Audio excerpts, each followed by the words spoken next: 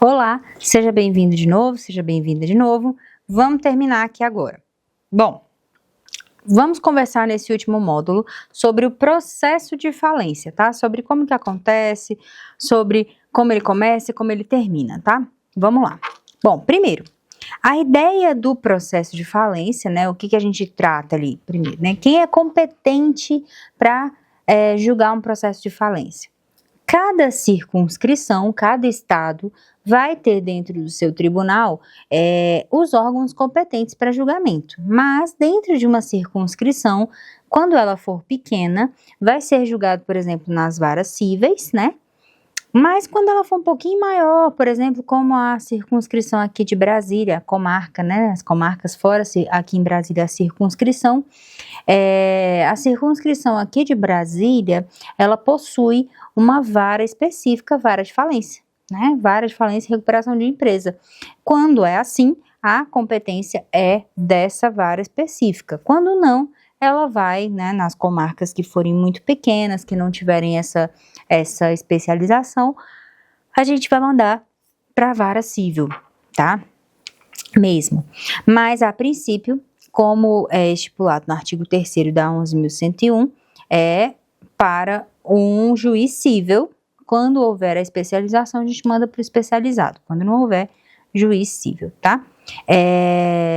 Bom, vamos entender quem são as partes, né? Primeiro, nós temos o devedor, né? Que é a empresa, a empresa a ser ali falida.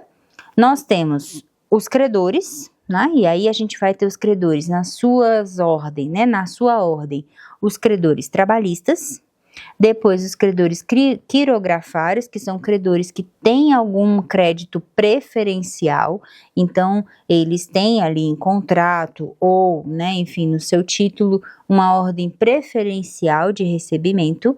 E por último, os credores em garantia, que são os credores que têm alguma coisa para receber, que tem alguma coisa ali que está em garantia para o recebimento. Os demais são credores comuns, e aí eles entram todos na mesma lista também. Temos o juiz, né?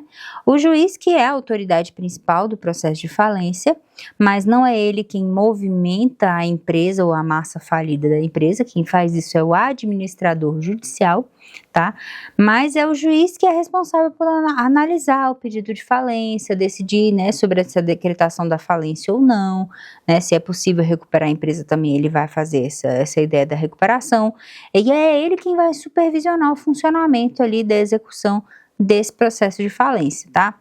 Quem são os administradores judiciais? São profissionais, né, individuais ou empresas contratadas ali, nomeadas pelo juiz para tomar conta daquela massa falida. E aí, já dizendo para você, massa falida não é um órgão em si, tá? Mas é um conjunto dos bens, dos direitos, das obrigações, das dívidas da empresa que está sendo dissolvida, para o pagamento, né, para arcar ali com o pagamento dos credores, tá? A massa falida é o foco desse processo, afinal de contas é a partir dela em que vai ser retirado ali, enfim, o pagamento para os credores, tá? Bom, vamos lá. Quais são as hipóteses, então, que pode ser decretada a falência? O que a empresa vai fazer ali para que haja um pedido de falência existente judicialmente? Primeiro, insolvência, né? Se a empresa não está dando conta de pagar as suas contas, ou não dá mais conta de pagar as suas contas, é decretada a falência, tá? Insolvente é quando os seus passivos, né, estão maiores do que os seus ativos. Você está devendo muito mais do que você tem condições de pagar, tá? E aí, isso é insolvência. Atos de falência são simulações, tá?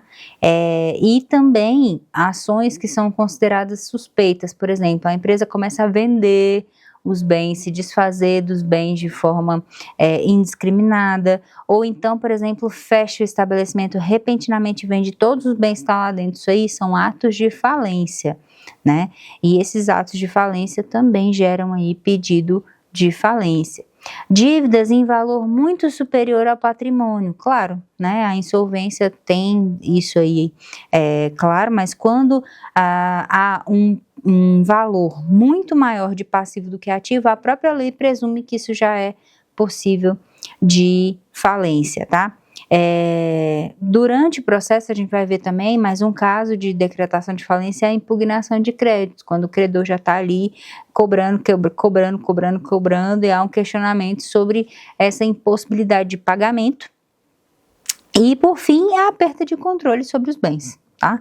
Quando o devedor, ele já perde o controle dos seus bens, ele já não consegue mais honrar com os compromissos que ele tinha, essa é uma base também para a decretação de falência. Todas essas 5, né, formas estão ali na legislação como hipóteses que possibilitam a decretação da falência.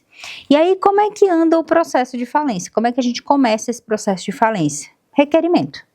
Esse requerimento pode ser feito pelo devedor, pela própria empresa, ou pode ser feito também por um credor. Tá? O credor, ele pode entrar e pedir a falência da empresa. Quando é a própria empresa que entra pedindo a falência, né, vão ser citados ali os credores bonitinhos para se manifestar sobre o pedido de falência. Quando é os credores que dão entrada, quando é algum credor que dá entrada no pedido de falência, a empresa é citada para então se defender do pedido de falência, né? Então, assim, depende de quem movimenta o processo primeiro, né?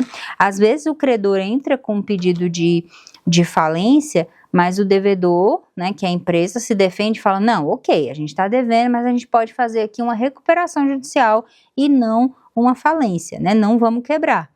É possível, tá?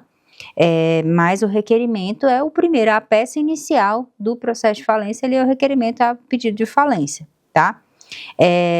Bom, depois dessa fase, né, de citados os credores, devedores, depende de quem entrar, o juiz ele vai dar uma decisão saneadora ali, que é uma decisão que ele vai dizer se a falência é justificada, se, né, provavelmente essa empresa vai falir mesmo, iniciando assim o processo de falência, exatamente, a execução dessa falência, exatamente, tá? Ele vai juntar ali uma massa falida, né, que seria a ideia de tudo que a empresa tem como, né, garantia de pagamento, digamos assim, como pagamento, e aí ele vai chamar, né, vai denominar, ele vai marcar ali, ó, vou indicar esse administrador judicial para tomar conta dessa execução aqui. E aí todos os credores, eles vão concorrer para receber o seu crédito de acordo com aquela ordem que a gente conversou, né. Isso também significa que tudo aquilo que estava parcelado na empresa vai ter um vencimento antecipado. Então, digamos que a empresa tem uma dívida de 1 milhão que estava parcelada em 24 meses, por exemplo.